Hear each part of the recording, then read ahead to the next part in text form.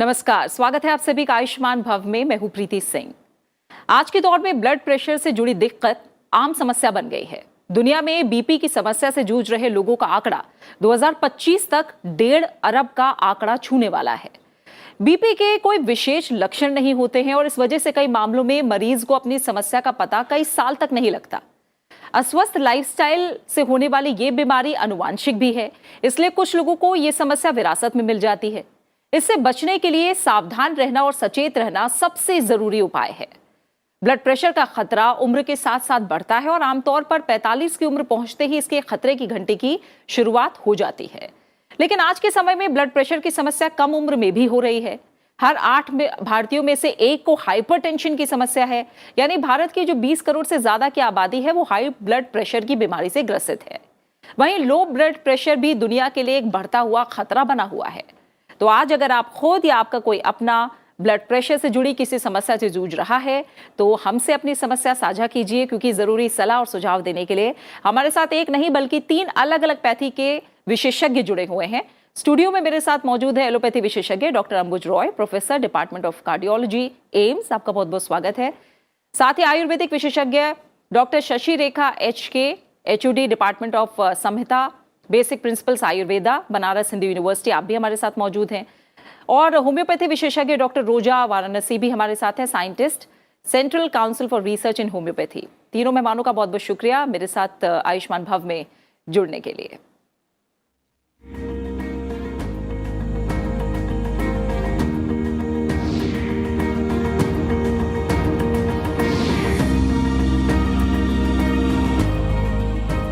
रक्तचाप यानी blood pressure से जुड़ी समस्या को कई लोग आम बीमारी समझकर हल्के में ले लेते हैं, लेकिन ब्लड प्रेशर का एक सीमा से ज्यादा ऊपर और नीचे होना बेहद जोखिम भरा हो सकता है और ये जानलेवा भी साबित हो सकता है। हमारे शरीर में पलने वाले कई रोग ऐसे होते हैं जिन्हें हम ये सोचकर नजरअंदाज कर देते हैं कि ये आम सी बीमारी है। ऐसी ही बीमारी है ब्लड प्रेशर से जुड़ी हुई। ब्लड प्रेशर की समस्या हाई ब्लड प्रेशर या लो ब्लड प्रेशर किसी की भी हो सकती है। हाई बीपी यानी हाइपरटेंशन का कनेक्शन आर्टेरियल्स नाम की धमनियों से होता है। ये धमनियां शरीर में ब्लड फ्लो को रेगुलेट करती हैं और जब ये पतली होने लगती हैं तो हार्ट को ब्लड पंप करने में बहुत मेहनत करनी पड़ती है। ऐसे में हाई बीपी की समस्या होने लगती है। अगर इन रक्त धमनियों का इलाज ना किया जाए तो हार्ट अटैक और स्ट्रोक और ब्रेन हैमरेज जैसे कई गंभीर कॉम्प्लिकेशंस भी हो सकते हैं। ब्लड प्रेशर के कारण आसानी से नजर नहीं आते हैं, लेकिन शरीर में नजर आने वाले कुछ खास किस्म के वार्निंग साइंस को देखकर हाइपरटेंशन की बीमारी को समझा जा सकता है। हाई बीपी के लक्षणों में अचानक धुंधला दिखना, आंखों के सामने अंधेरा छाना, चक्कर महसूस होना, सिर दर्द, सांस लेने में तकलीफ, उल्टी आना, सीना भारी महसूस होना, त्वचा पर अचानक लाल धब्बे उभरना, पैरों में सूजन का बढ़ना, एंजाइटी महसूस होना हाई बीपी के लक्षण हो सकते हैं। हालांकि बीपी का खतरा किसी को भी हो सकता है, लेकिन हाई बीपी की समस्या उन लोगों में ज्यादा देखने को मिलती है जिनमें पानी की कमी हो, दवाइयों का साइड इफेक्ट, सर्जरी या गंभीर चोट, आनुवांशिक या जेनेटिक, स्ट्रेस लेना, ड्रग्स का सेवन, खान पान की बुरी आदतें, ज्यादा समय तक भूखा रहना या अनियमित खान पान। वहीं अगर लो बीपी की बात करें तो इसमें कभी कभी थका हुआ या चक्कर आना महसूस हो सकता है। लो बीपी किसी भी कारण से हो सकता है, जैसे शरीर में पानी की कमी, दवाइयों का असर, सर्जरी या गंभीर चोट, आनुवांशिक या जेनेटिक, स्ट्रेस लेना, ड्रग्स का सेवन, खान पान की बुरी आदतें, ज्यादा समय तक भूखा रहना या अनियमित खान पान जैसे कई कारण लो बीपी की समस्या की वजह बन सकते हैं। लो ब्लड प्रेशर के सामान्य लक्षणों में चक्कर आना या सिर घूमना, उल्टी जैसा महसूस होना, जी मिचलाना, बेहोशी, थकान या शरीर भारी लगना, ध्यान लगने में परेशानी होना, आंखों के सामने अंधेरा छाना या धुंधला दिखाई देना, हाथ पैर ठंडे होना, चेहरा सफेद पड़ जाना, सांस लेने में दिक्कत होना, खाने में परेशानी जैसे संकेत लो बीपी की तरफ इशारा करते हैं।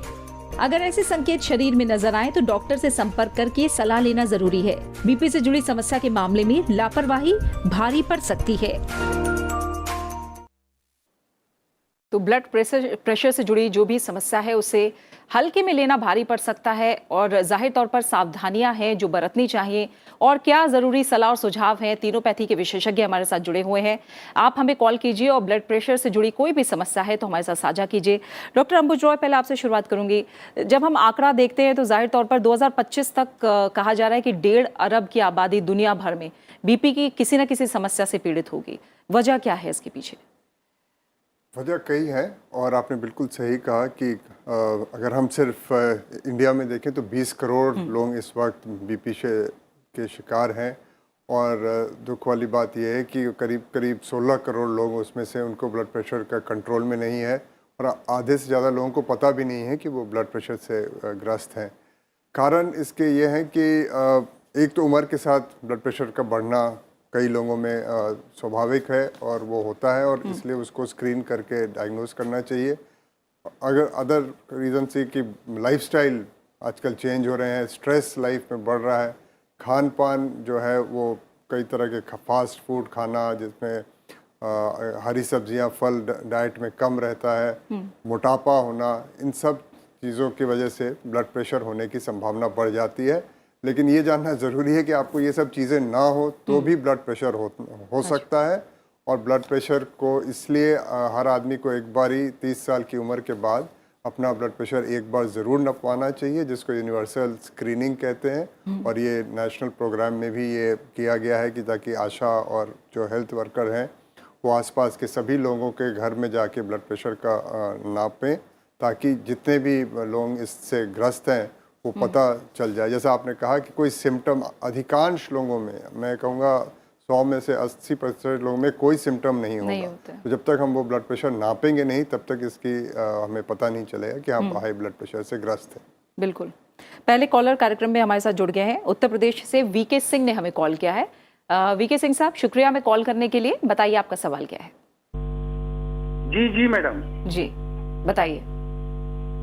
मैडम ऐसा है कि हमको 3 सालों से समस्या है लगभग।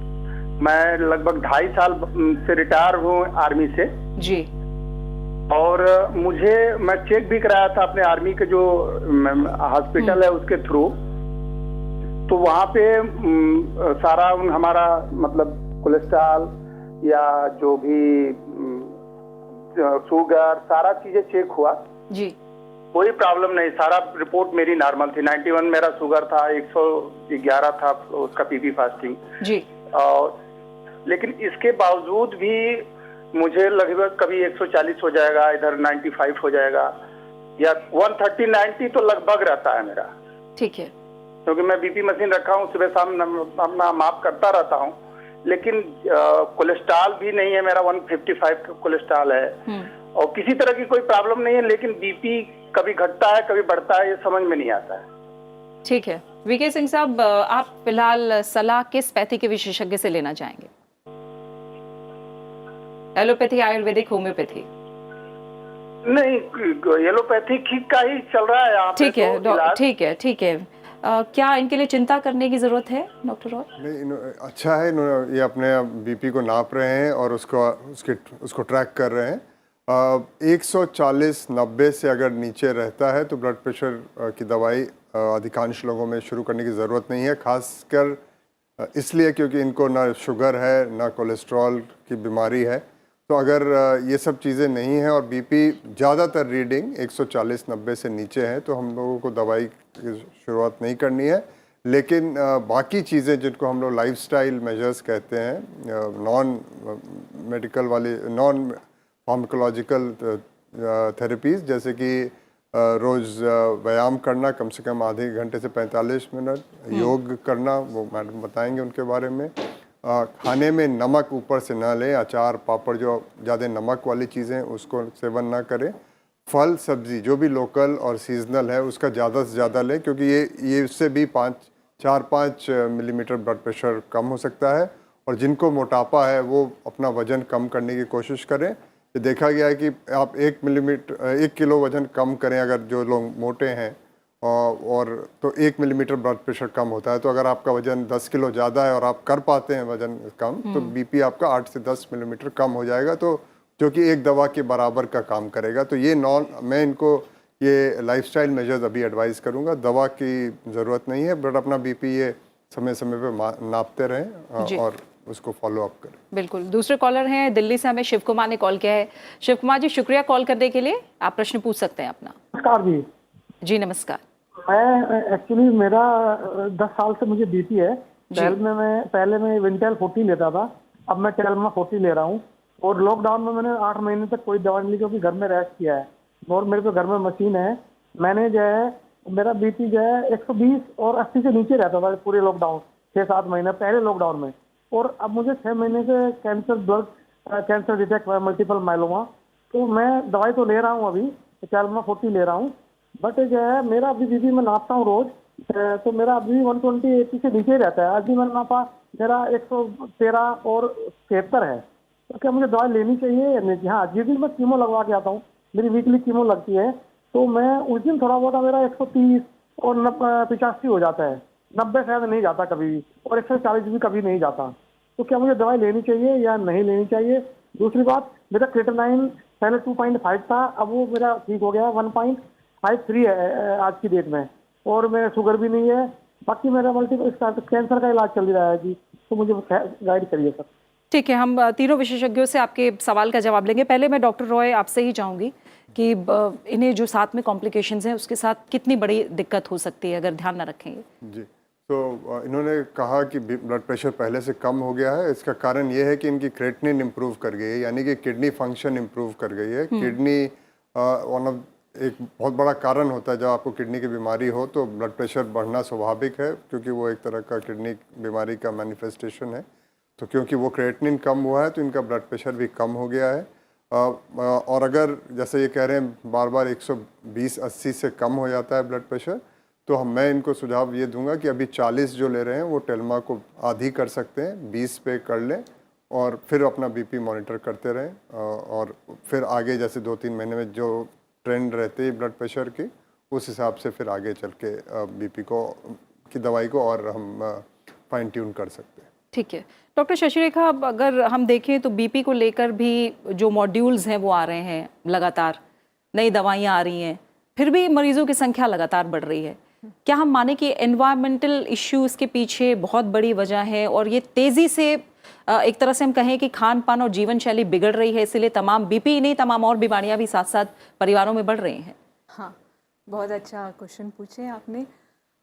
एनवायरमेंटल फैक्टर वो भी एक है, और हमारा लाइफस्टाइल, हमारा ये फास्ट फूड हो, डेली रूटीन हम क्या ले रहे हैं उसमें बहुत सारे चेंजेस किए हैं। हम रेगुलर ट्रेडिशनल फूड क्या है उससे बहुत दूर जा रहे हैं। और इवन दो बहुत सारे मेडिसिन भी आ गए हैं, मगर उसको जैसे उन्होंने ही खुद डिसाइड करके बहुत सारे चेंजेस कर लेते, क्योंकि ना इसमें ब्लड प्रेशर में स्पेशली ये सिम्टम्स क्या बनता है वो बहुत मिनिमल रहता है। कभी कभी वो नेग्लेक्ट भी कर देते हैं, इतना ज़्यादा नहीं है, जैसे हेडेक हो, ज़्यादा स्वेटिंग होता हो, नहीं तो घबराहट हो, ऐसे रहे तो वो खुद मेडिसिन कर लेते हैं और वहीं पे वो सप्रेस हो जाता है। वो प्रॉपरली वो डायग्नोज तक जाता ही नहीं है। तो मेरा सलाह ये है, ऐसा कुछ भी वेरिएशन होता है, नज़दीक वाले कौन सा तो फिजिशियन से कांटेक्ट करें और प्रॉपर सलाह ले ले और उसके हिसाब से वो मेडिसिन स्टार्ट करे या लाइफस्टाइल चेंज करे या क्या उसमें आल्टरेशन कर सकते हैं, वो सब करना ज़रूरी पड़ता है। और फूड के हिसाब से जाना हो तो बहुत सेडेंट्री लाइफस्टाइल में बहुत लोग जा रहे हैं।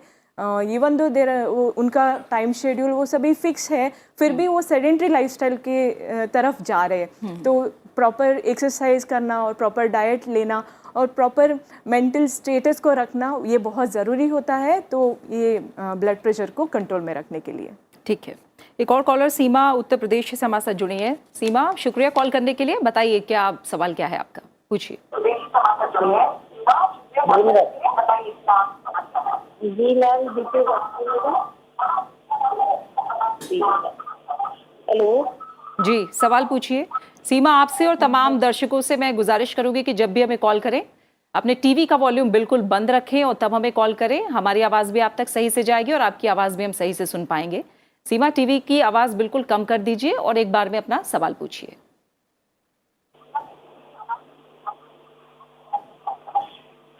जी मैम, ये कह रहे थे कि मेरी बीपी जैसे धड़कन टाइप करती है। हेलो। जी सीमा, एक बार फिर दोहराइए। हाँ, धड़कन थोड़ा करती है मैम, और जब करती है नीला टाइप आंखों में छा जाता है। सीमा, मैं आपसे गुजारिश करूंगी एक बार आप दोबारा हमें कॉल मिलाइए, आपकी आवाज़ सही तरीके से हम तक नहीं पहुंच पा रही है और टीवी की आवाज़ बिल्कुल कम रख के तब एक बार में अपना सवाल पूछिएगा, हम आपके कॉल का इंतज़ार करेंगे। डॉक्टर रोजा, होम्योपैथी की जब हम बात करते हैं वो बीपी को लेकर किस तरह का अप्रोच है और किस तरह का एक तरह से मैं कहूँ इलाज होम्योपैथी के जरिए दिया जा सकता है? जो सिस्टम है ना, ये एक होलिस्टिक सिस्टम है। बिल्कुल। इसमें हम फिजिकल, मेंटल्स और पेशेंट का जो सिम्टम्स है उसको लेके, सब होल पिक्चर को लेके हम दवाई देते हैं। क्योंकि बीपी एक ऐसी बीमारी है जो लंबी है और इसमें एक फैक्टर नहीं होता, इसमें मल्टीपल फैक्टर्स होते हैं। जैसे एनवायरमेंटल फैक्टर्स हो गया, डाइट हो गया और फैमिली हिस्ट्री हो गया, जेनेटिक हो गया, इन सब को लेके बीपी की बीमारी आती है। तो जब भी वैसे उसी तरीके से जब भी आप होम्योपैथी के बारे में बात करते हैं तो होम्योपैथी में भी वही होता है कि उसका फिजिकल, उसका मानसिक स्टेटस क्या है, वो किस तरीके के एनवायरनमेंट में काम करता है, उसका लक्षण क्या है। तो हर तरीके की चीज़ के पूछते हैं हम। पूछने के बाद हम हर पेशेंट को टेलर करते हैं पर्टिकुलर दवाई के लिए। नहीं, होम्योपैथी में तो 3-4 हज़ार दवाइयाँ हैं। उस बीच में जैसे आप अलग हैं, मैं अलग हूँ, सर अलग हैं, बिल्कुल, तो सबके लिए अलग अलग दवाइयाँ फिक्स्ड है। तो वो तभी बन पाएगा जब हम एक कोई होम्योपैथिक विशेषज्ञ के पास जाएं, उनसे अपनी सारी समस्याएं बताएं, वो भी लंबी हिस्ट्री लेते हैं, केस टेकिंग करते हैं, उसके बाद उसको देख के हम दवाई देते हैं। लेकिन साथ में ये ज़रूरी है कि हम दवाई के साथ साथ अपना जो लाइफस्टाइल है, जो आहार विहार, जैसे आयुर्वेदा में आहार विहार और स्लीप, इन तीनों के ऊपर फोकस करें। डाइट प्रॉपर लें, हेल्दी डाइट लें, रसेदार डाइट लें, फ्रूट्स लेना है, नमक कम करना है, पैकेट फूड कम करना है, क्योंकि जितना पैकेट खोलेंगे उतना पेट फूलेगा। हम कंटिन्यूसली खाते रहते हैं और ग्लोबलाइजेशन, वेस्टर्न की तरफ से जैसे हम जितना भी वाइट पाउडर से, जैसे मैदा हो गया, नमक हो गया, चीनी हो गया, इन सबको परहेज करें। ये सब करने से क्या होता है, और फिजिकल एक्टिविटी, योग, इनके ऊपर जोर दें, साथ मेडिटेशन करें, योग करें विथ होम्योपैथी। तो ये जो इंटीग्रेटिव पैकेज ऑफ केयर है ना, इससे दवाई कम लगती है, लॉन्ग टर्म में आपका सेहत भी अच्छा रहता है। बिल्कुल। एक और कॉलर है, व्रतपाल ने उत्तराखंड से हमें कॉल किया है। शुक्रिया हमें कॉल करने के लिए। व्रतपाल जी, सवाल पूछिए आप।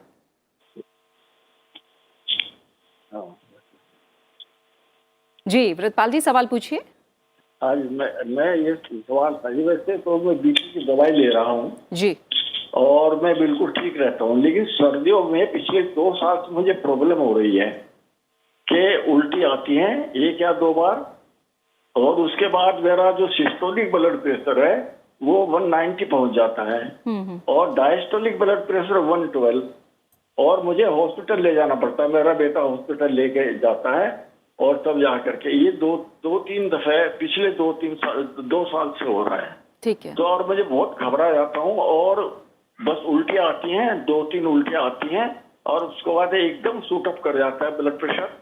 सिस्टोलिक ब्लड प्रेशर 190 और डायस्टोलिक ब्लड प्रेशर 112।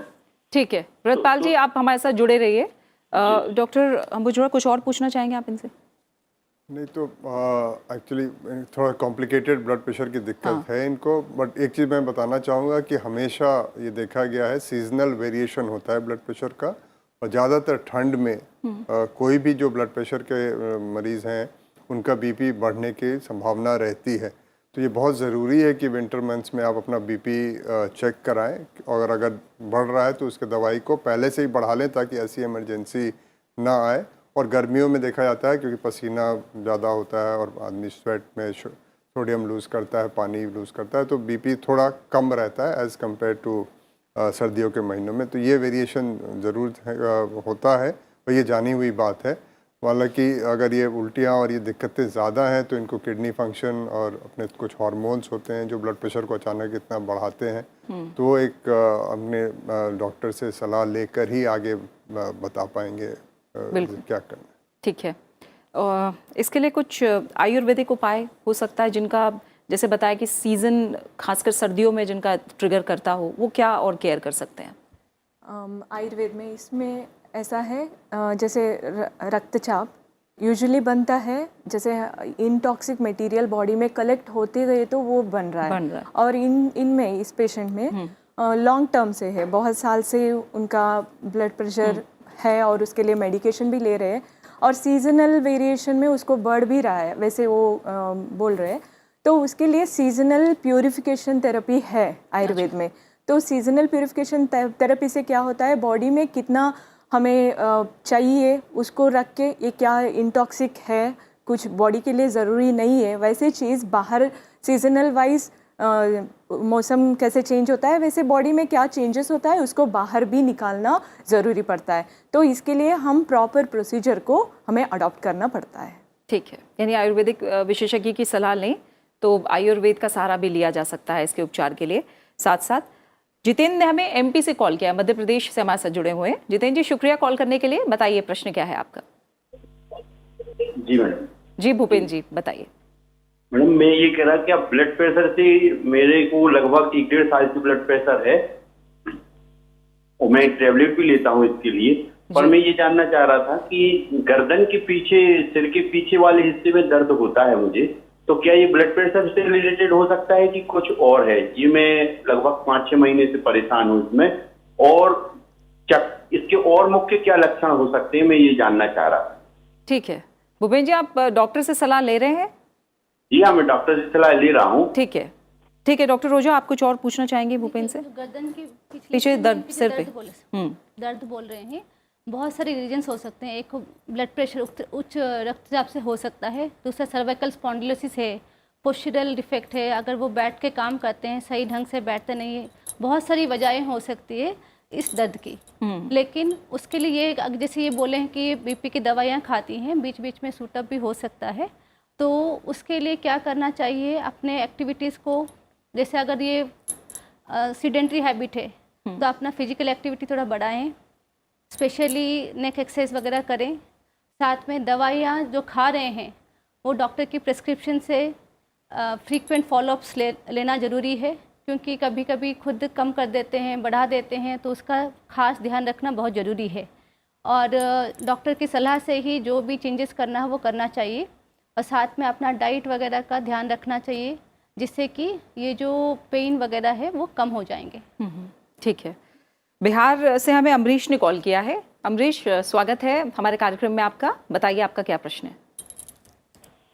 नमस्कार मैम।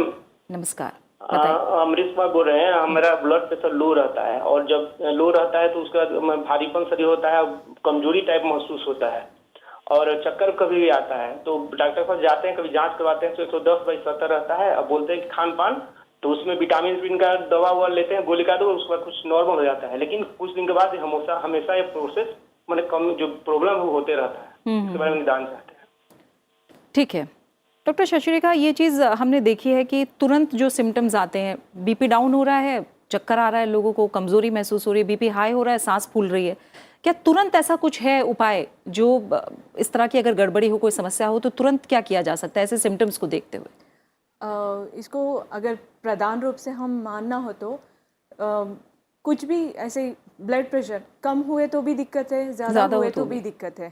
उसका मतलब हमारे में कुछ वेरिएशन हो रहा है, वो आगे भी जाता है, पीछे भी जाता है। हम ज़्यादातर मेडिसिन के ऊपर ज़्यादा डिपेंड हो जाते हैं, जैसे बीपी हो गया, ज़्यादा हो गया, ये ले लो, और नीचे गए तो ये ले लो। मगर कितना क्वांटिटी में मेडिसिन लेते हैं, अगर हमारा लाइफस्टाइल ही अच्छा है तो इसका दिक्कत नहीं आता है। तो अगर कम हो रहा है तो इमीडिएटली जैसे पानी का इंटेक थोड़ा सा अच्छा सा ले और थोड़ा बैलेंस रखे, बॉडी का इलेक्ट्रोलाइट्स को बैलेंस रखे, तो इससे थोड़ा सा बेनिफिट मिल जाता है, वो भी इमीडिएटली। बट इमीडिएटली वो जाके सभी ठीक तरह से जांच करके और सलाह लेना वो ज़रूरी पड़ता है। इमीडिएट के लिए वो तो कर सकते हैं, मगर लेटर ऑन वो मॉनिटरिंग होके अच्छा सा वो उसको मेंटेन करना ज़रूरी पड़ता है, मगर फिजिशियन के सलाह लेके ही करना पड़ता है। ठीक है डॉक्टर अंबुज रॉय, जो तुरंत सिम्टम्स दिखते हैं या तुरंत जो असर होता है, जैसे मैंने पूछा, तुरंत एलोपैथी में खासकर हम देखते हैं टैबलेट लिया और आपने खा लिया, और कई बार ऐसा भी होता है कि डॉक्टर ने प्रिस्क्राइब नहीं किया है आपको, या फिर बहुत पहले प्रिस्क्राइब किया है लेकिन आपने काफ़ी समय बाद भी डॉक्टर से बिना पूछे वो दवा ले ली, तो ये क्या खतरनाक हो सकता है? मतलब कायदे से तो डॉक्टर से लेकर ही करना चाहिए, बट आपको रात को है, इमरजेंसी है, आप नहीं कर पा रहे हैं और अपना बीपी आप नाप रहे हैं, ज़्यादा है, तो फिर आप बीपी की दवा ले सकते हैं, क्योंकि पहले आपने लिया है, वो सूट किया है। इनफैक्ट कोई आपको बंद ही नहीं करना चाहिए था कि अगर बीपी एक बहुत बड़े 3-4 मैं कहूँगा मिथ्स या गलत फहमियाँ हैं दवाई के बारे में कि मेरा बीपी ठीक हो गया, अब तो बंद मेरे को सिम्टम तो है नहीं, मैं दवा बंद कर देता हूँ। तो बीपी तब तक ही रहेगा, एटलीस्ट एलोपैथी में, तब तक आप दवा खाएंगे। अगर आप दवा बंद कर देंगे तो फिर 2-4 दिन, महीने में वो वापस बढ़ ही जाएगा। तो अनफॉर्चुनेटली ये दिक्कत लाइफ टाइम दिक्कत होती है अधिकांश लोगों में, और बीपी की ये गोली अगर आपको शुरू होती है तो ज़्यादातर लोगों में उसको लंबे समय तक लेना पड़ता है, तो उसको बंद नहीं करना चाहिए। और जैसा आपने कहा, अगर अचानक बीपी हाई मिलता है और आप पहले कोई दवा लेते थे जो आपको सूट कर रहे हैं, उसको आप ले सकते हैं जब तक कि आप अपने डॉक्टर से सलाह ले लें। ठीक है। शुभम ने कॉल किया महाराष्ट्र से हमें। शुभम, स्वागत है आपका, बताइए क्या सवाल है। हाँ मैडम, मेरे को ही नहीं, ब्लड प्रेशर हाई होता है ज़्यादा। जी, हाँ। आप डॉक्टर को दिखाया है आपने? हाँ नहीं मैडम। आपने अभी तक नहीं दिखाया है? आपने खुद बीपी नापा है अपना? कैसे आपको पता चला कि आपका बीपी हाई होता है? कभी कभी मैडम रात को एक सोने के टाइम बहुत हाई होता है, जो जो से धड़कता है। ठीक है, आपने नापा नहीं है अपना बीपी? नहीं। ठीक है, डॉक्टर रोजा, इन्होंने ये क्या वहम भी हो सकता है जो लोग, जैसे इन्होंने कहा है रात को धड़कता है, हाँ। और उन्हें नापा नहीं है, तो हमारी सलाह यही रहेगी वो उनके नज़दीकी जो भी विशेषज्ञ हैं उनके पास जाएं, अपना सारा जांच कराएं, हिस्ट्री प्रॉपरली करवाएं, बीपी नपवाएं। क्योंकि बीपी जैसे सडनली आज मुझे फील हुआ, मैं ये नहीं कह सकती मुझे बीपी है। बीपी के लिए आपको 2-3 बार सिटिंग्स लेनी पड़ती है, रीडिंग्स लेना पड़ता है, उसका एवरेज करते हैं, फिर उसके बाद हम सोचते हैं कि हाँ इनको बीपी है। तो एटलीस्ट 6 महीने के अंदर आप 3-4 विजिट तो डॉक्टर के पास जाना चाहिए, प्रॉपर रीडिंग करवाना चाहिए डॉक्टर से, और उसके साथ कुछ और इन्वेस्टिगेशन जो डॉक्टर बोलते हैं उसको करवाना चाहिए। तब भी हम नतीजे में पहुंचेंगे वाकई इसको बीपी है या और कुछ स्ट्रेस फैक्टर है जिसके वजह से उनको उस सारी जो धड़कने, एंजाइटी होता है, पैल्पिटेशन होता है, वो सब आती हैं। तो पहले तो उनका यही सलाह है कि वो कोई नज़दीकी चिकित्सक के पास जाएं और अपना जो भी सिम्टम्स है उनको बताएं, और जो भी डॉक्टर बोलते हैं उसी हिसाब से इन्वेस्टिगेशंस, जांच करवाएं, तभी जाके वो बोलेंगे कि उनको बीपी है। करेंटली उनका ये सिम्टम्स है, हम ये कॉन्फिडेंटली नहीं कह सकते इनको बीपी है। ठीक है। डॉक्टर रॉय, जैसे शुरू से ही हम बात कर रहे हैं कि कई साल तक पता ही नहीं लगता कि बीपी की समस्या है। क्या जिस तरह से हम आईसाइट टेस्ट कराने के लिए कहते हैं, डेंटिस्ट को दिखाने के लिए कहते हैं कि 6 महीने में डेंटिस्ट को दिखाइए, साल भर में आईसाइट ज़रूर चेक कराइए, क्या ये एक प्रैक्टिस होनी चाहिए कि आप बीपी भी जब भी डॉक्टर के पास जा रहे हैं तो चेक कराइए, और अगर अर्ली डिटेक्शन कुछ भी होता है, थोड़ा बहुत ऊपर नीचे, तो बिना दवाई के भी क्या उसको लंबे समय तक दूर रखा जा सकता है समस्या को? मेरे ख्याल से ये सबसे महत्वपूर्ण सवाल है आज के प्रोग्राम का, कि ये हमने बार बार कहा है कि ये साइलेंट डिजीज़ है, और लोगों को मिथ होता है मैं तो बिल्कुल ठीक हूँ, चल रहा हूँ, काम कर रहा हूँ, कोई दिक्कत नहीं है, लेकिन ये साइलेंट डिजीज़ है और किसी को भी ये हो सकता है। इसलिए ये मेडिकल एडवाइस यही है, और ये इम्प्लीमेंट भी हो रही है, जैसे मैंने कहा नेशनल हेल्थ प्रोग्राम में, कि हर आदमी को अब एक उम्र के बाद, जैसे 25 या 30 साल के बाद, उनका ब्लड प्रेशर जरूर नपवाना चाहिए।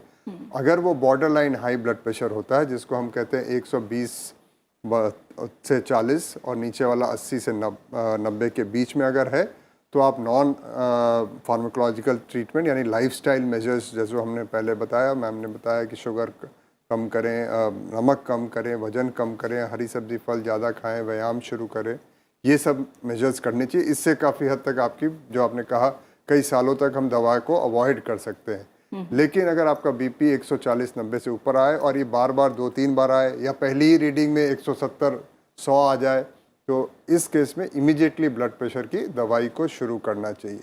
बट जो सवाल आपका ये है कि ये स्क्रीनिंग बहुत ज़रूरी है। मैं तो इनफैक्ट ये कहूँगा कि जैसे हम लोग जब छोटे थे, आपको याद होगा रेलवे स्टेशन पे वेइंग मशीन लगे रहते थे, आप कुछ 10 पैसे डालते थे और अपना मशीन में वजन लेते थे। आज के डेट में हर रेलवे स्टेशन, मेट्रो स्टेशन हो या हवाई अड्डा हो, जहाँ भी ज़्यादा लोग होते हैं, बीपी की मशीन लगनी चाहिए, ताकि हम ज़्यादा से ज़्यादा लोगों को, जब तक हम डिटेक्ट नहीं करेंगे कि बीपी है, तब तक ये हम उसको ठीक से इलाज नहीं कर पाएंगे। और आज इसी संदर्भ में मैं ये कहना चाहूँगा कि आज जो आप देख रहे हैं हार्ट अटैक बढ़ रहे हैं, अभी हाल में कुछ फेमस लोगों को भी हुआ, या ब्रेन के अटैक्स बढ़ रहे हैं, तो 45% हार्ट अटैक जो होते हैं वो हाई ब्लड प्रेशर की वजह से होते हैं। करीब 51% जो ब्रेन अटैक, लकवा का अटैक होता है वो बीपी की वजह से होता है। और कई बार पहली बार जब ये अटैक होता है तभी पता चलता है कि इनको तो हाई बीपी भी है। तो जब तक हम ऐसे लोगों को पहले ही नहीं डिटेक्ट करेंगे तब तक ये कॉम्प्लिकेशन हम नहीं बता पाएंगे। तो ज़्यादा से ज़्यादा स्क्रीनिंग और रूटीन बीपी मेजरमेंट की आवश्यकता है ताकि इस प्रॉब्लम को हम पब्लिक हेल्थ के पर्सपेक्टिव से मैनेज कर सकें। ठीक है डॉक्टर शशिरेखा, लोगों को लगता है कि लो बीपी उतना खतरनाक नहीं है, हाई बीपी ज़्यादा खतरनाक है। ये क्या इसको लेकर, लो बीपी या हाई बीपी दोनों को लेकर क्या मिथ्स हैं और दोनों को ही गंभीरता से लेना कितना ज़रूरी है? साइंस में ऐसे ही बताते हैं, एज कम्पेयर, ऐसे कंपेयर करके देखे तो हाई बीपी से ज़्यादा लो बीपी से ही रिस्क ज़्यादा है। अच्छा, तो हाई बीपी के लिए हमारे पास मेडिसिन्स है, हम कुछ भी उसको आल्टर कर सकते हैं, डोसेज चेंज कर सकते हैं, मगर लो बीपी में हमारे लाइफस्टाइल में ही चेंज करना पड़ता है। और थोड़ा सा हमारा जैसे हमारा इंटेक हो, जैसे मैग्नीशियम, कैल्शियम, पोटेशियम, ये सभी ज़्यादा बढ़ाना है और ये ऐसे उसका बैलेंस रखे तो ही वो आगे जाए। जैसे पिकल खाना, नहीं तो नमक थोड़ा ज़्यादा खाना, पानी पीना, ये सभी थोड़ा ये है। मतलब ये लोगों में ऐसा है, जैसे पहले एक कॉलर का ये आया था, मिडनाइट में मुझे बीपी लगा है, ऐसे सोचते हैं कि घर में किसी को भी है, हाँ मुझे भी होगा, नहीं ज़्यादा गुस्सा आ रहा है तो बीपी होगा, ऐसे कुछ अजम्पशन है, ऐसे कुछ नहीं रहता है। आप अगर रिपीटेडली ऐसे सिम्टम्स आप में पहचान में आ रहा है तो आप जाके टेस्ट करवा लीजिए और रूटीन टेस्ट करवाना। जैसे इवन दो आप फीवर के लिए भी आप जाते हैं तो वाइटल टेस्ट तो करते ही है डॉक्टर, तो डॉक्टर का सलाह ले लीजिए और आगे आपका क्या है वो देख लीजिए, इज इट वो हाइपर में है या हाइपो ज़्यादा है, कम है, उसके हिसाब से आपको ट्रीटमेंट ज़रूरी लेना ही है। वो कम भी हो ज़्यादा हो, दोनों में ट्रीटमेंट लेना पड़ता है। ठीक है, एक और कॉलर हमारे साथ जुड़े हैं, संध्या ने हमें कॉल किया है, संजय ने हमें कॉल किया है, माफ़ कीजिएगा।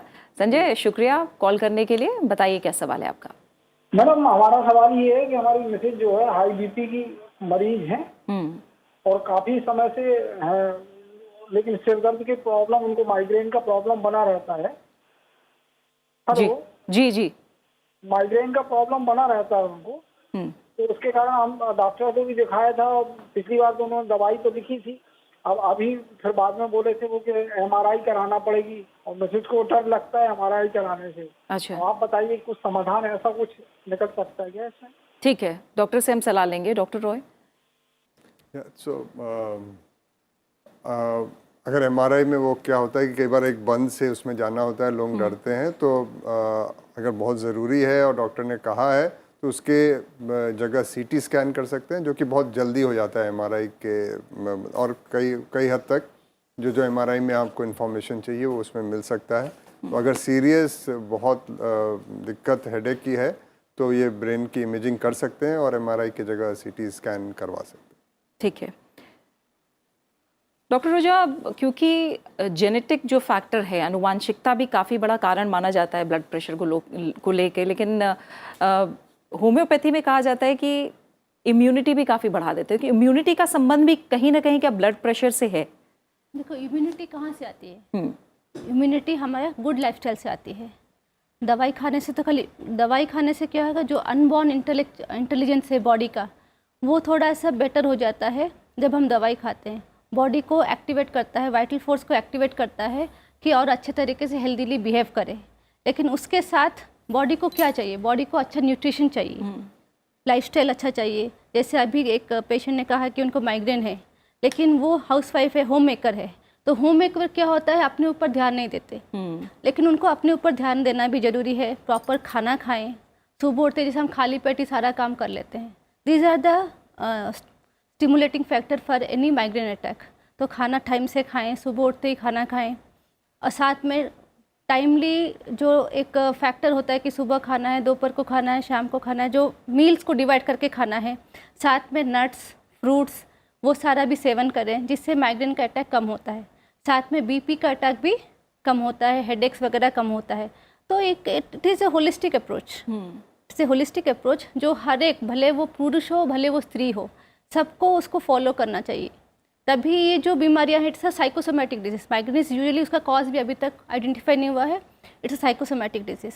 और मोस्टली जब हम योगा करते हैं, मेडिटेशन करते हैं, साथ में हेल्दी लाइफस्टाइल लेते हैं, आधा माइग्रेन जो सीवियरिटी होता है टेंडेंसी कम हो जाता है, क्योंकि इसमें स्ट्रेस फैक्टर भी होता है। एक फीमेल को घर में बहुत सारा काम करना पड़ता है। तो इन सबको देखते हुए इम्यूनिटी बढ़ाने के लिए फूड इज़ फर्स्ट, और वो भी healthy food, avoid all packed foods, have good food. साथ में उनके जो भी लक्षण हैं, उनको लक्षणों को देखते हुए कोई भी होम्योपैथ के पास आप जाएंगे तो वो देखते हुए वो दवाई देंगे, दवाई साथ है।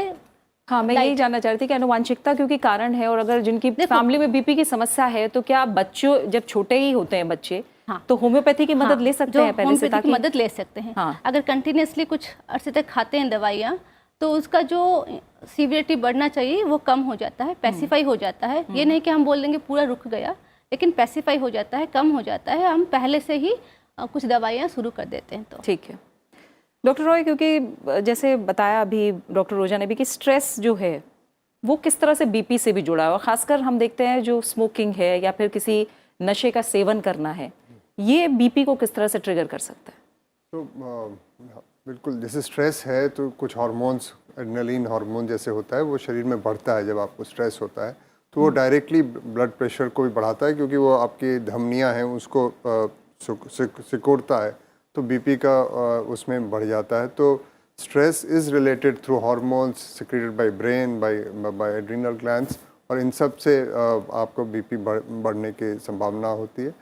तो stress is one of the very common causes for all these lifestyle disease, जैसे कि बीपी हुआ, हार्ट अटैक हुए, ब्रेन अटैक हुए। तो स्ट्रेस मैनेजमेंट कहना आसान है, लेकिन कई अब नए शोध हैं हम जो दिखा रहे हैं कि हम योगा खास करके मेडिटेशन यूज़ करें और अपने आप को के लिए वो टाइम दें, अपने शरीर के लिए वो टाइम दें मेडिटेशन के लिए 20 से 15-20 minute in addition to physical activity. तो आप अपना रोज़ का व्यायाम तो करें और उसके साथ में कोशिश करें कि 10 से 15 मिनट मेडिटेशन करें।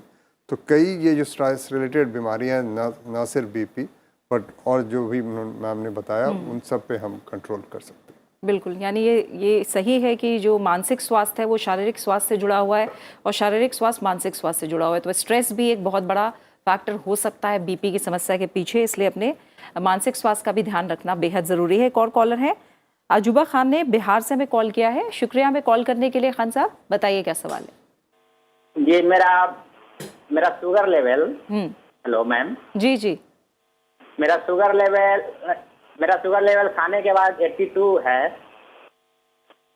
हेलो जी जी, आपको शुगर से जुड़ी समस्या है?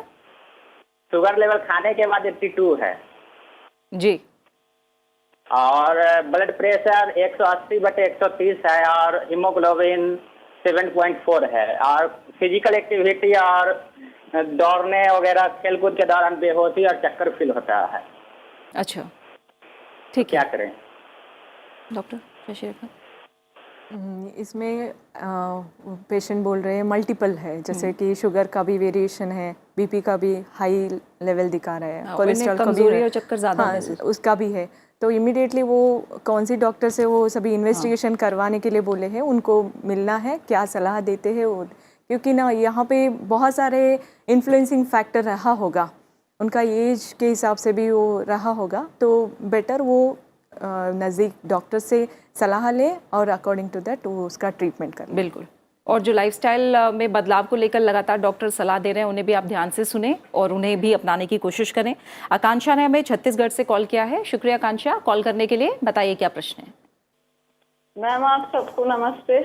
जी नमस्कार मैम, हमारे 2 सवाल हैं। पहले हम अंबुज सर से पूछना चाहते जो एलोपैथी वाले हैं। जी सर, हमारे पापा की एज 65 साल है, उनको हाई ब्लड प्रेशर है क्रॉनिक सर, इसलिए थोड़ा किडनी में भी प्रॉब्लम है और कान में भी प्रॉब्लम है। उनको डॉक्टर ने अभी एंजियोग्राफी सजेस्ट की, लेकिन किडनी के कारण एंजियोग्राफी या कान के कारण MRI नहीं करा सकते।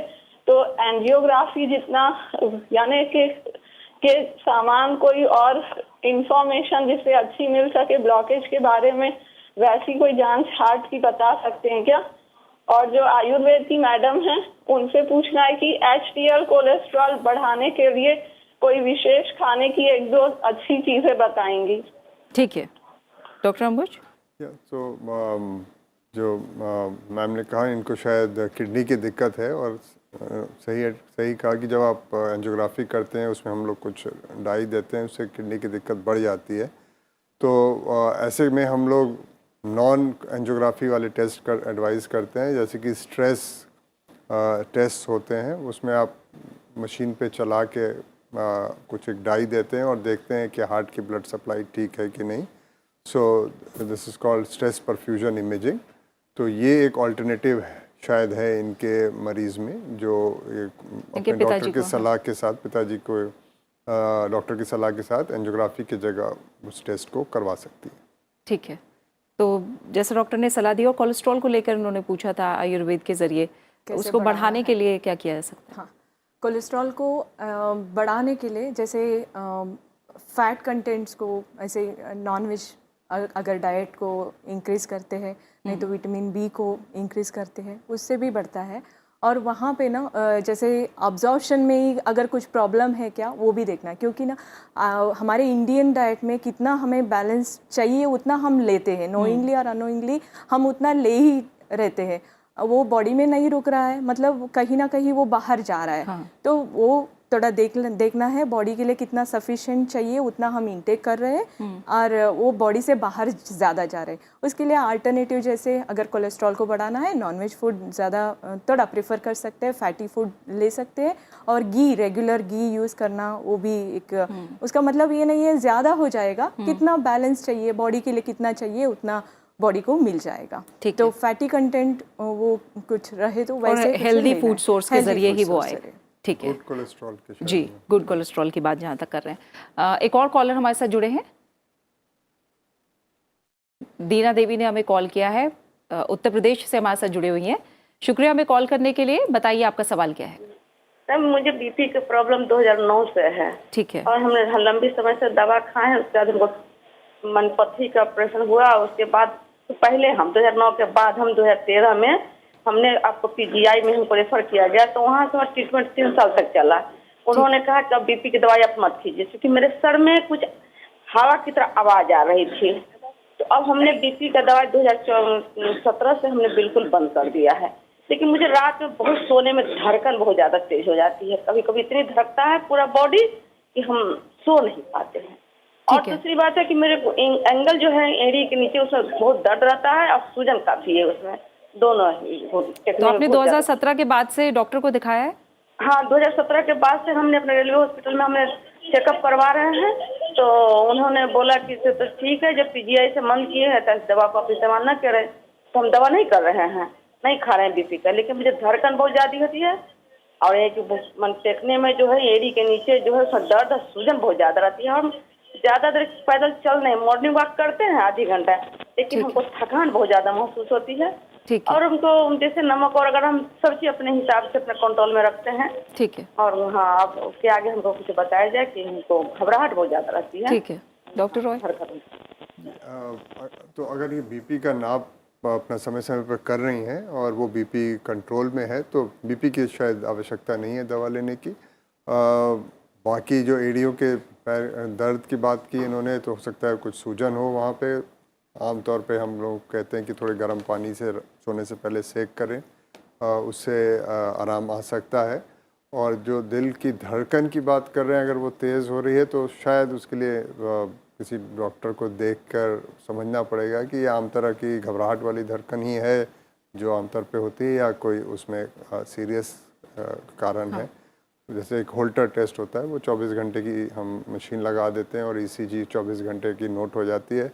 तो जो रात में इनको धड़कन हो रही है वो किस तरह की धड़कन है उस मशीन के अंदर आ जाएगी। तो ये सुविधा अगर आसपास पॉसिबल हो 24 आवर ECG वो एक करा लें, तो हमें ज़्यादा पता चलेगा क्यों ऐसा दिक्कत हो रहा है। ठीक है, यानी डॉक्टर से आप सलाह ले रही हैं, उस एक बार उनसे जो आपके सिम्टम्स हैं, डॉक्टर का कहना यही है कि ज़रूरी जो टेस्ट है वो पूछे और उसके पीछे जो वजह है वो पता करने की कोशिश करे कि वो बीपी से संबंधित है या फिर कुछ और है उसके पीछे कारण। डॉक्टर रोजा, कहा यह जाता है, जैसे मैं आपसे लगातार बात कर रही हूँ कि आनुवांशिकता एक फैक्टर है, कहा यह जाता है कि ठीक है, हो सकता है आपके डीएनए गड़बड़ आए हो या बीमार आए हो, लेकिन आप आगे अपनी फैमिली को अच्छे डीएनए पहुंचा सकते हैं, यानी आपसे वो रोग आगे ना बढ़े, ये कोशिश कर सकते हैं। तो क्या जो आप लोग लगातार जीवन शैली की बात कर रहे हैं उसमें परिवर्तन करके ही एक बहुत बड़ा बदलाव लाया जा सकता है? जी, जो जीवन शैली है, जीवन शैली अगर हेरिडिटरी जो बोलते हैं ना, अनुवांशिक, जो अनुवांशिक है, देखो कुछ हद तक हम जीवन शैली परिवर्तन करते हैं तो हमारे नेक्स्ट जनरेशन को हम एक अच्छा बेहतर जीवन दे सकते हैं। लेकिन अगर हम अपना जीवन शैली ठीक नहीं करेंगे तो वो हेरिडिटरी टेंडेंसी और स्ट्रांग हो जाता है, क्योंकि बढ़ती उम्र के साथ और जो फैक्टर्स होते हैं एनवायरमेंटल फैक्टर्स, वो भी चेंजेस, उसमें भी बहुत सारे बदलाव आते हैं। पहले कहाँ पॉलीथीन इतना यूज होता है, अभी पॉलीथीन यूज होता है, आर्सेनिक कंटेंट इतना ज़्यादा है सॉइल में है, बहुत सारे और हैवी मेटल्स ज़्यादा हैं बिकॉज ऑफ फार्मास्यूटिकल इंडस्ट्रीज़ कह लीजिए, फैक्ट्रीज़ कह लीजिए, वो भी तो पानी में आता है, वो भी हमारे बॉडी के स्ट्रक्चर को चेंज करता है। तो बहुत सारे फैक्टर्स हैं जो कि हम रोक सकते हैं और कुछ फैक्टर्स हैं हम रोक नहीं सकते। जो रोक सकते हैं वो हमारे ऊपर है, जैसे कि हम अच्छा खाना खाएं, फलों का सेवन अच्छा करें, एक अपना मेंटल स्टेटस को अच्छा रखें। तो ये सारी जो जीवन शैली है इसको हम फोकस करते हैं तो डेफिनेटली जो आने वाला पीढ़ी है उसको भी हम अच्छा जीवन दे सकते हैं। साथ में हमारे होम्योपैथी में क्या है, हम उस सारे फैक्टर्स को देते हुए दवाइयाँ देते हैं। तो जो भी इस तरीके जिसका भी परेशानियाँ हैं तो वो एक नज़दीकी अपने होम्योपैथिक चिकित्सक के पास जा सकते हैं, जाके उनको अपना हिस्ट्री वगैरह बताते हैं और आगे के लिए वो किस तरीके से ट्रीटमेंट दे सकते हैं, वो डॉक्टर अपना ट्रीटमेंट देंगे और समय समय पर दवाइयाँ लेते रहेंगे। प्लस लाइफस्टाइल, देखो ये लाइफस्टाइल ऐसी चीज़ है, it's a very like ocean, लेकिन उसके अंदर डूब के हमें अच्छे से एक अपने आप को परिवर्तन करना हमारा गोल होना चाहिए। कोई मोटापा है, हम बोलेंगे वो वेट ही वजन ही नहीं घटाएंगे, और हम बोलेंगे कि वो उसका बीमारियाँ बढ़ रहा है तो कुछ नहीं करा जा सकता। तो गोल्स लेना चाहिए, छोटे छोटे गोल्स लेना चाहिए, खुद को मोटिवेट करना चाहिए, खुद को परसुएट करना चाहिए कि हम अच्छा लाइफस्टाइल मेंटेन करें, क्योंकि we are influenced by very different external factors. तो उन सब एक्सटर्नल फैक्टर्स को हमें ध्यान पे रखते हुए अपने ऊपर हमें वर्कआउट करना पड़ेगा। बिल्कुल। एक कॉलर है, सुरेंद्र ने हमें कॉल किया है उत्तर प्रदेश से। सुरेंद्र जी, शुक्रिया कॉल करने के लिए, बताइए क्या सवाल है आपका। हेलो जी, बताइए, सवाल पूछिए। डॉक्टर राय से पूछना चाह रहा था मैं कि मैं 20 वर्ष से एंटास 25 ले रहा हूँ जी। एक बार में सवाल पूछिए सुरेंद्र जी। सवाल ये है मैडम कि मैं 20 वर्ष से एंटास 80-25 जी ले रहा हूँ, इससे मुझे कोई साइड इफेक्ट तो नहीं है? अच्छा, ठीक है। 20 साल से लगातार दवा ले रहे हैं। साइड इफ़ेक्ट यही है कि इनको अभी तक बीपी की कोई दिक्कत नहीं हुई, तो ये फ़ायदे ही फ़ायदे का इफ़ेक्ट है और इसको लगातार आप लेते रहें। ये बहुत ही सेफ़ दवाई है और सालों से शोध ने दिखाया कि ये दवा आपके बीपी के सारे कॉम्प्लिकेशंस, चाहे वो ब्रेन अटैक हो, हार्ट अटैक हो, किडनी फेलियर हो, आँखों में की दिक्कत हो, सबको प्रिवेंट करता है और बीपी को कंट्रोल करता है। ये बहुत अच्छी दवा है और इसको आप बिल्कुल लगातार सेवन कर सकते हैं। ठीक है। योगेंद्र ने बिहार से कॉल किया है। योगेंद्र जी, शुक्रिया कॉल करने के लिए, बताइए क्या समस्या है, क्या सवाल है। योगेंद्र जी, सवाल पूछिए। ठीक है, योगेंद्र जी की आवाज हम तक तो नहीं आ रही है। बीपी की दवा हम बराबर रेगुलर 10 साल से खा रहे हैं जी, तो उसका अभी जैसे अभी कंफर्टेबल है, लेकिन ये है कि चलते हैं तो बहुत ज्यादा हाँफते बहुत ज्यादा है, मतलब बेचैनी बहुत ज्यादा हाँफता, रात में सो नहीं पाते, नींद नहीं आता। तो ये आपने डॉक्टर को बताया है? बनी रहती है। ये बताया है आपने डॉक्टर को समस्या? जी, अभी आपने डॉक्टर से इस बारे में डिस्कस किया, उन्हें बताया है इस समस्या के बारे में? डॉक्टर से ट्रीटमेंट बीपी की दवा चल रही थी तो हमने बंद कर दिया था। अब पूरे पैर में घुटने से नीचे सूजन बहुत ज्यादा है दोनों पैर में। डॉक्टर रॉय ने थोड़ी देर पहले भी इसके बारे में बताया था, लेकिन एक बार फिर से आप सुनिए, बंद कर दिया है दवा को। तो जी, हमने आपको पहले भी जैसे कहा कि ये लाइफ टाइम डिजीजेज होती हैं। ये मतलब एक गोली आप अगर चल रही है तो इसको हमेशा लेंगे, अगर आप बंद कर देंगे तो शायद आपका बीपी दोबारा बढ़ गया है और अगर सूजन भी हो रही है और सांस भी फूल रही है तो हो सकता है इसका हार्ट पे असर पड़ा हो। आपको जल्द से जल्द अपने निकटतम डॉक्टर को दिखाना चाहिए, एक एक्सरे ईसीजी करना चाहिए और वो खुद एग्जामिन भी करके देखेंगे कि कोई ऐसी दिक्कत तो नहीं है, हार्ट में कोई हार्ट का फैलाव तो नहीं हो गया है हाई बीपी की वजह से। तो मेरी सुझाव ये है कि आप जल्द से जल्द कोई नज़दीकी डॉक्टर को दिखाएं कि बीपी का कुछ गलत असर हार्ट पे ना पड़ा। ठीक है डॉक्टर शशिरेखा, आयुर्वेद वात पित्त कफ के हिसाब से काम करता है कि उनमें अगर गड़बड़ी है तो आप में रोग हैं। ऐसे में बीपी को लेकर एक तरफ लो ब्लड प्रेशर है तो कहा जाता है नमक ज़्यादा खाइए, हाई बीपी है तो नमक मत खाइए, और अगर आप नमक ज़्यादा खा रहे हैं लो बीपी में तो हो सकता है शरीर में और भी चीज़ें हो जाए क्योंकि नमक तो सेहत के लिए अच्छा नहीं है। तो ऐसे में आयुर्वेद किस नज़रिए के साथ बीपी को लेकर आगे बढ़ता है कि उसमें भी आहार विहार का कितना, अब नमक ज़्यादा खाना है तो कितना खाना है या कब तक खाना है, क्या और चीज़ें हैं जो साथ में करनी है, इसको कैसे समझाएंगे? आपने वात पित्त कफ का बारे में आपने पूछा तो मैं 2 लाइन उसमें जोड़ना चाहती हूँ। ये रक्तचाप ऐसा बीमारी है वहाँ पे वात का गति, मतलब व्यान वायु बोलते हैं, पंचवात बोलते हैं, उसमें व्यान वायु वो पूरा शरीर में कौन सा भी गति है उसके रिस्पॉन्सिबल फैक्टर है। तो यहाँ पे रक्त और रस दोनों अगर शरीर में वो प्रेशर ज़्यादा लेके आ रहा है, वो भी वात के हिसाब से, वात से कुछ ऑब्स्ट्रक्शन हो रहा है इसलिए वो वहाँ पे रक्तचाप बढ़ा रहा है। तो आपने पूछा कब तक सॉल्ट को इतना लेना है या वो लेना है, वैसे ये लाइफस्टाइल है, ऐसे कि कुछ डिमार्केशन नहीं है। पेशेंट भी पूछते हैं आप अच्छा खाना खाइए, इतना एक्सरसाइज करिए, पूछे तो कितने दिन करना है। इट्स अ लाइफस्टाइल, आपको ये लाइफ टाइम के लिए अडॉप्ट किए तो लाइफ टाइम के लिए आप स्वस्थ रहते हैं। और ये जैसे वात और रक्त से ही बन रहा है तो रक्त को बैलेंस करने के लिए, वात को इक्विलिब्रियम में रखने के लिए क्या क्या खाना चीज़ें बताए हैं वो लेने से बेनिफिट मिलता ही है। और जैसे कि अभी रक्त को बढ़ाने वाले जैसे बहुत स्ट्रांगली जैसे कि तीक्ष्ण हो, उष्ण द्रव्य हो, वैसे चीज़ों को थोड़ा सा कम लेना है और ऐसे फर्मेंटेड फूड को थोड़ा अवॉइड करना है।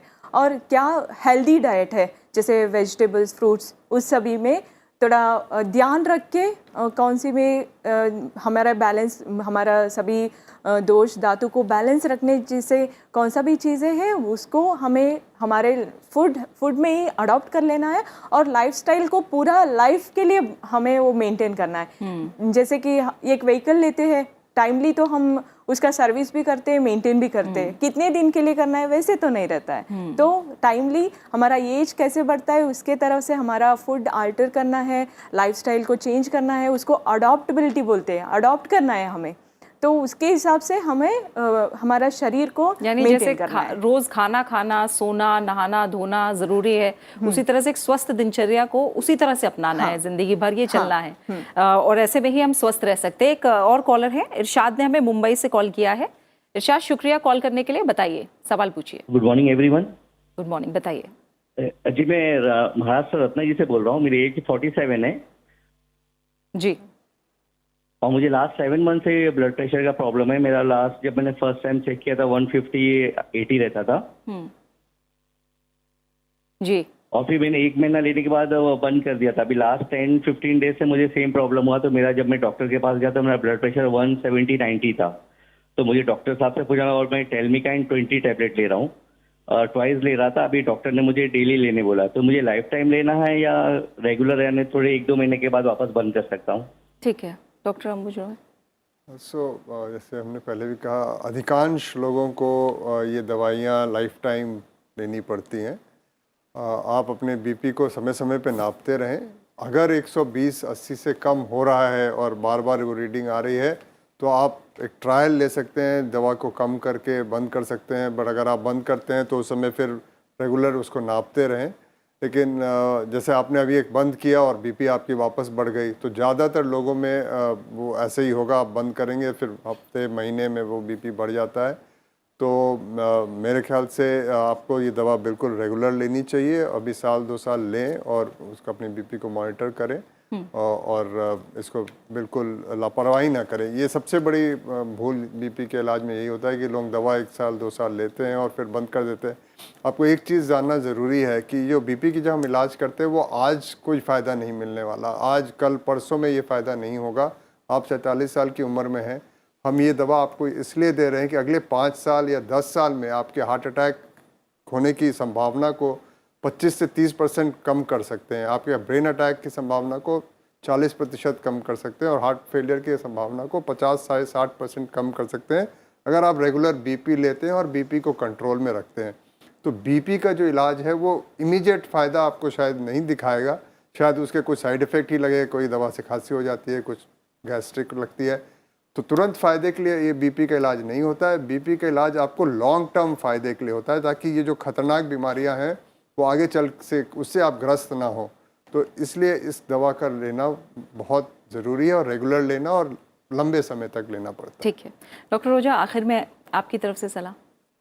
देखिए, बीपी की जो दवाइयाँ है, एक तो नेग्लेक्ट नहीं करना चाहिए, दवाइयाँ लेनी चाहिए।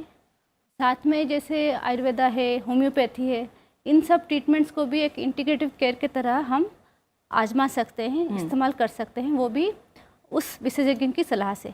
ठीक है। और साथ में जो लाइफस्टाइल है, हमें अपने गोल्स को देखना पड़ता है और हमें किस तरीके का लाइफस्टाइल, हम दिनचर्या कैसे रखते हैं अपना, किस तरीके से हम अडॉप्ट करते हैं, क्योंकि मल्टीपल फैक्टर्स इसमें इन्वॉल्व है। कोई मोटा है, कोई पतला है, किसी का हाई है, किसी का लो है। उसी हिसाब से, क्योंकि अभी हेल्थ अवेयरनेस बढ़ रहा है धीरे धीरे, और गवर्नमेंट ऑफ इंडिया ने NPCDCS प्रोग्राम एक लॉन्च किया है, जिसमें हर एक डिस्ट्रिक्ट में ये प्रोग्राम चालू है और ग्रास रूट लेवल में थ्रू आशा वर्कर्स बीपी का, डायबिटीज़ का, डिफरेंट अदर सिम्टम्स का जो क्रॉनिक कंडीशन है उसकी चेकअप होता रहता है।